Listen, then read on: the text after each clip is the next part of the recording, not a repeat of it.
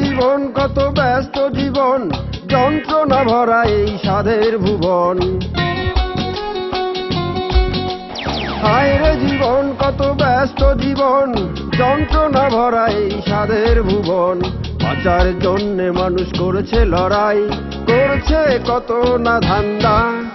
ধান্দা ধান্দা ধান্দা, জীবনটা জুড়ে চলে ধান্দা। হায় রে ধান্দা ধান্দা ধান্দা, জীবনটা জুড়ে চলে ধান্দা।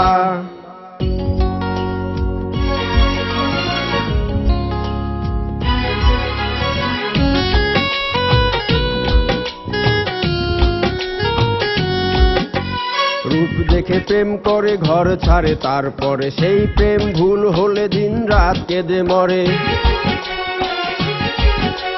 চাই টাকা যশ খ্যাতি এই নিয়ে মাতামাতি, ভুল করা জীবনে নেমে আসে দুর্গতি। স্বার্থের এই দুনিয়া গোলক ধাঁধায় বান্ধা। ধান্দা ধান্দা ধান্দা, জীবনটা জুড়ে চলে ধান্দা। হায় রে ধান্দা ধান্দা ধান্দা, জীবনটা জুড়ে চলে ধান্দা।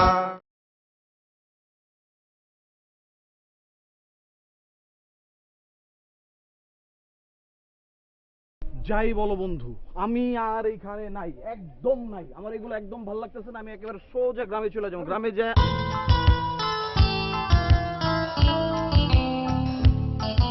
এই এই রাত, বছর বন্যা এইদিকে তো আসতেছে। দোস্ত, আমার একটু বাজিয়ে দেখার ইচ্ছা হচ্ছে ওকে। তাহলে এই আসল কাহিনীটা কি হতো? এই না না, এমনি আমরা অন্যায় করে বেড়াচ্ছি, তার উপর আবার বসের বোনের সাথে এভাবে টাঙ্কি মারলে শেষের চাকরিও চলে যাবে, এমনকি আমাদের হালকা সাজাও হয়ে যাবে। অবশ্য ঠিক বলেছি।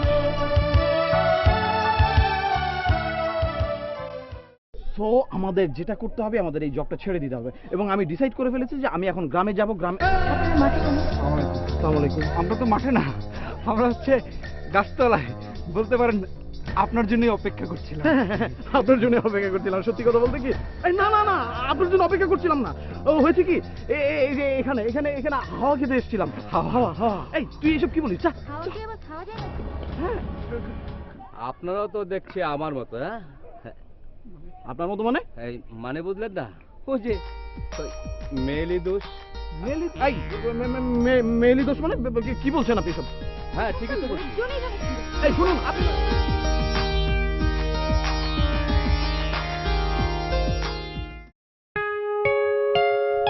বিয়ে তো একটা মেয়েকে করতেই হবে, সেক্ষেত্রে রিমা কি অপরাধ করেছে? তার সাথে মনেরও যেহেতু একটা ভাব চলছে, আর কি কোনো চিন্তা করা উচিত হবে আমার?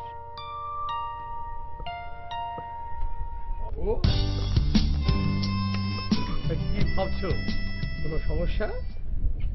মানে যে কোনো সমস্যা আমার সঙ্গে শেয়ার করতে পারো। তোমার সমস্যা সম্পূর্ণ সমাধান না করতে পারলেও সমস্যাটা কমিয়ে দিতে পারবো, এই আমি নিশ্চিত করে বলতে পারি। না মানে কোনো সমস্যা না। চাচু, তুমি আজ অফিসে যাওনি? না, অফিসে যাব, তো ব্যাপার হচ্ছে তোমাকে কিছু পরামর্শ দিই। বুদ্ধি যদি নিতে হয় তবে নেবে বয়স্কদের কাছ থেকে, আর টাকা যদি ধার নিতে হয় তবে নেবে ওই শ্বশুর বাড়ির কাছ থেকে, যাতে করে সহসা টাকাটা চাইতে দাও। শোনো, বিয়ে করবে সুন্দরী মেয়েকে, যেন তোমার দৃষ্টি অন্য কোনো দিকে না যায়। আর সুন্দরের একটা ব্যাখ্যা তোমার জানা প্রয়োজন। রবি ঠাকুর বলেছেন, কি বলেছেন? হে তরুণ, তুমি তোমার জীবন সঙ্গিনীকে খুঁজে নাও তোমার মনের সৌন্দর্য দিয়ে। এখানে সুন্দরের একটা ব্যাখ্যা দেওয়া প্রয়োজন। সুন্দরের ব্যাখ্যা হচ্ছে যে শুধু শরীরের সৌন্দর্য হলেই চলবে না, মনের সৌন্দর্য দেখতে হবে। চাচু, তোমার এই কথাটা আমার ভীষণ পছন্দ হয়েছে। আমি এই ব্যাপারে তোমার কাছ থেকে পরামর্শ নেব। যে কোনো সময় যে কোনো প্রয়োজনে এলেই ভালো ভালো সব উপদেশ দিয়ে দেবো। এখন আমার অফিসের সময় হয়ে গেছে, আমাকে রেডি হতে হবে। আমি চলি, আমার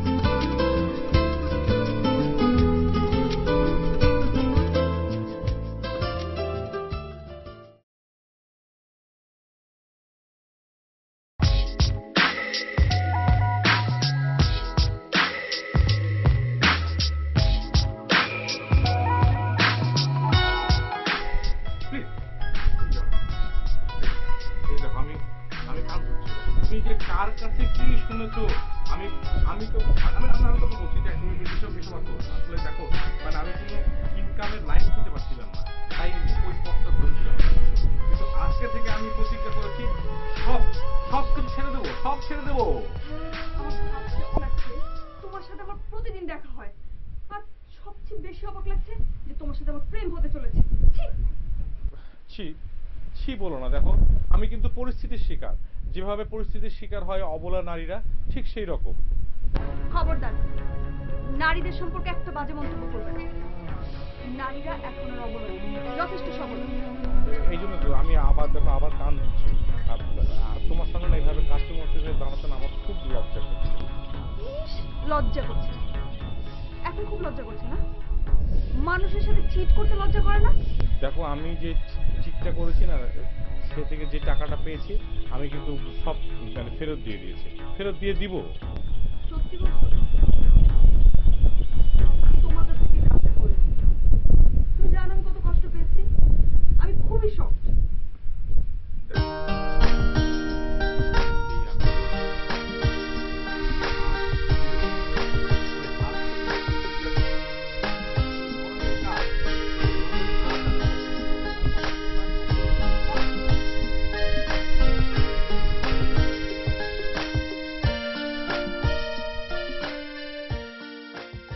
আচ্ছা সুস্মিতা, তোর মুক্তাপুকে কেমন লেগেছে?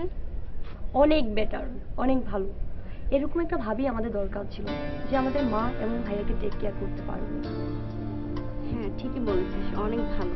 দেখি না, প্রথম দেখাতেই আমাদের কত ভালো ভালো কথা শুনে জীবন গড়ার পরামর্শ দিল। মুক্তাপুর চেহারাটা যেমন মিষ্টি, তেমনই মনটা খুব সুন্দর। আসলে চেহারার সাথে মানুষের মনের মিল না থাকলে এটা সবার জন্যই ক্ষতিকর। আমার আফসোস হয় তাদের নেই, যাদের সুন্দর চেহারার পিছনে ঠিক মনে থাকে। দেখিস না, অনেকে আমরা ভাই ভালো মনের মানুষ হতে চাই। হ্যাঁ ঠিক বলেছিস।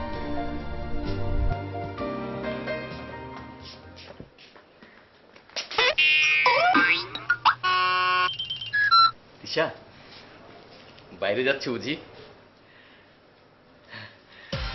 গাঁদা ফুল, তোমার পছন্দের ফুল? মানে শশী বলছিল তোমার পছন্দ, সেজন্য নিয়ে এলাম। না ও হ্যাঁ, বুঝতে পেরেছি। তা এখন বুঝি ওই যে ফ্যাট ফ্যাটা সাদা যে ছেলেটা, ওর সঙ্গে তুমি ডেটিং করতে যাচ্ছ, তাই না? ডেটিং এ যাচ্ছি না, সরাসরি কাজী অফিসে যাচ্ছি বিয়ে করতে।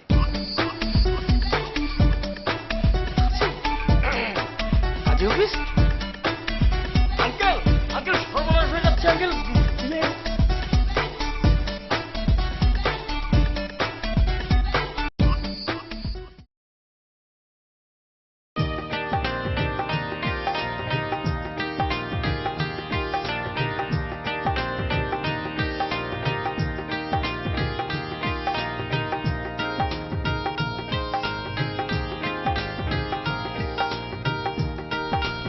কি ব্যাপার, তোমরা এখানে মানে এই বনে বাজারে ঘুরছো লেখাপড়া বাদ দিয়ে? বিষয়টা কি? আমরা লেখাপড়া করব না। কি পচা কথা, লেখাপড়া করবে না কেন? আপনি জানেন না, শেখার কোনো শেষ নেই, শেখার চেষ্টা বৃথা তাই। এজন্য আমরা পড়ালেখা করব না। আচ্ছা, এইসব আজে বাজে কথা তোমাদেরকে কে শিখিয়েছে বলো তো? এগুলো তো সেই শেষ বয়সের কথা, এগুলো তোমরা এখনই শিখে বসে আছো। এগুলো পচা কথা না, কবিরা বলেছে। কোন কবি বলেছে, নাম বলো তো?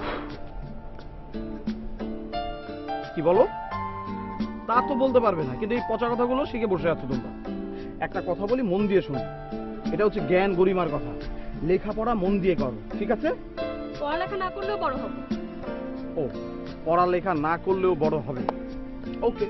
কিন্তু তারপর একটু জ্ঞান অর্জনের জন্য হলেও লেখাপড়াটা করো, নাকি? জ্ঞানটা তো বাড়বে। ঠিক আছে, যাও। আমার কথা মনে রেখো, লেখাপড়া একটু মন দিয়ে করার চেষ্টা করো।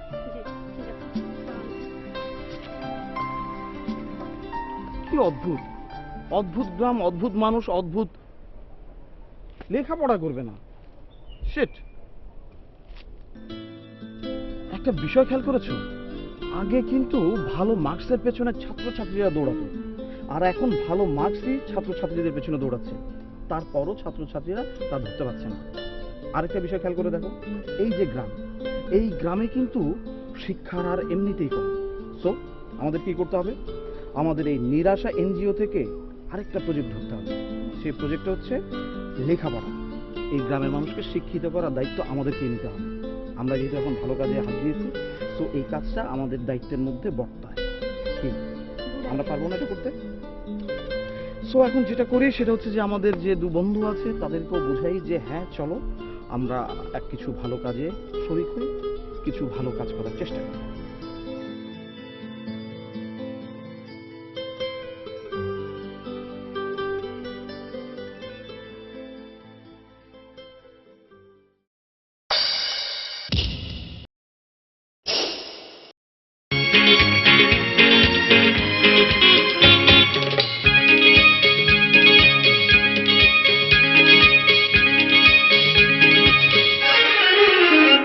আমি একদিন তোমায় না দেখিলে, তোমার মুখের কথা না শুনিলে,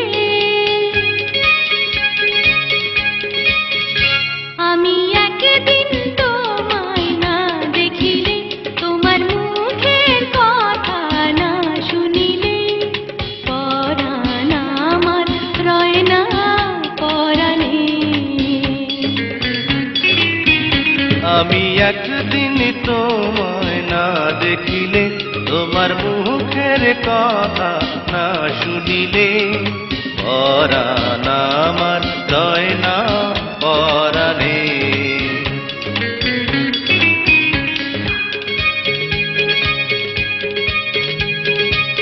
প্রেমের ধরন কেন গো এমন, কাছে না পেলে তোমায় লাগে যে কেমন।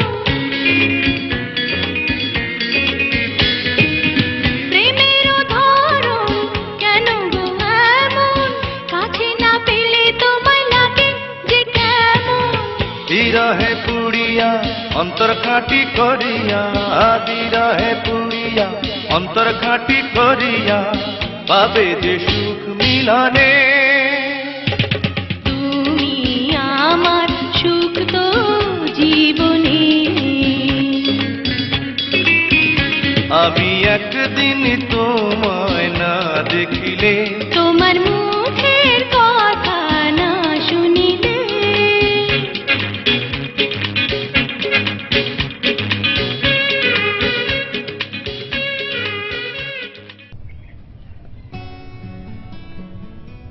এই যে আমি তোমাকে এত কাছে পেলাম, হাতে হাত রেখে বসে আছি, আমার যে কি ভালো লাগছে আমি ঠিক তোমাকে ভাষায় বলে প্রকাশ করতে পারবো না।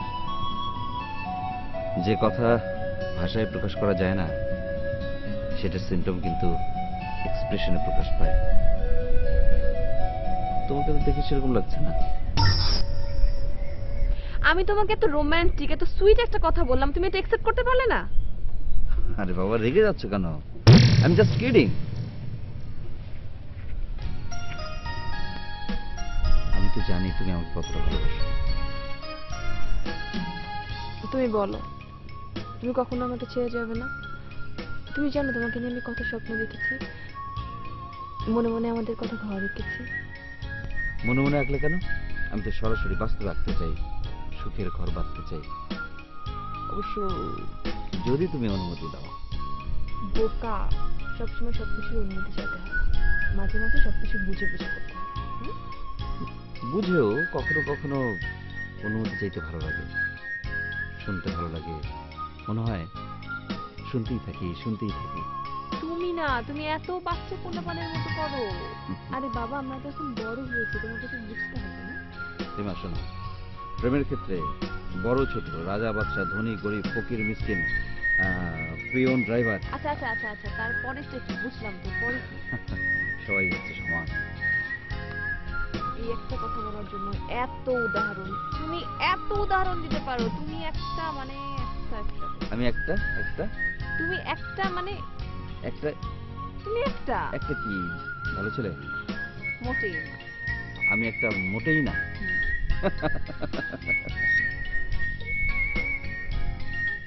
বসে থাকবো। সর্বনাশ, সর্বনাশ।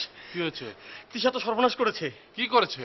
মানে ওই যে রিজু নামে যে সাদা ফ্যাটফাটা ছেলেটা আছে না, ওকে নিয়ে এসে এখন কাজী অফিসে। কাজী অফিসে? জি, মানে ওই যে বিয়ে করবে, লাভ ম্যারেজ। উফ, নিশ্চয়ই এতক্ষণে বিয়ে করে বলেছে। কি সর্বনাশের কথা! কাজী অফিসে রিজু নামে ছেলের সাথে? আমি ওর নামে কেস করবো, ওকে আমি জেল খাটাবো। জি আঙ্কেল। হ্যাঁ গো, কি হয়েছে? তোমার মেয়ে তৃষ্ণা ওই রিজু নামের ছেলের সাথে কাজী অফিসে গিয়ে লুকিয়ে লুকিয়ে বিয়ে করেছে। কি আশ্চর্য! কি হবে এখন? কি আর হবে, এত করে নিশ্চয়ই বিয়ে করে ভেগেছে, আই মিন নিরুদ্দেশ। যাবে কোথায়? ওই ইঁদুরের গর্ত থেকে আমি ওকে টেনে বের করে নিয়ে আসবো, তারপর ওকে আমি হাজত খাটাবো, দেখে নিও। অবশ্যই অবশ্যই, কোথায় যাবে? মানে আমি এক্ষুনি থানা যাচ্ছি খালুজান। আসসালামু আলাইকুম। কিচ্ছু হবে না, এখন আমি কি করি?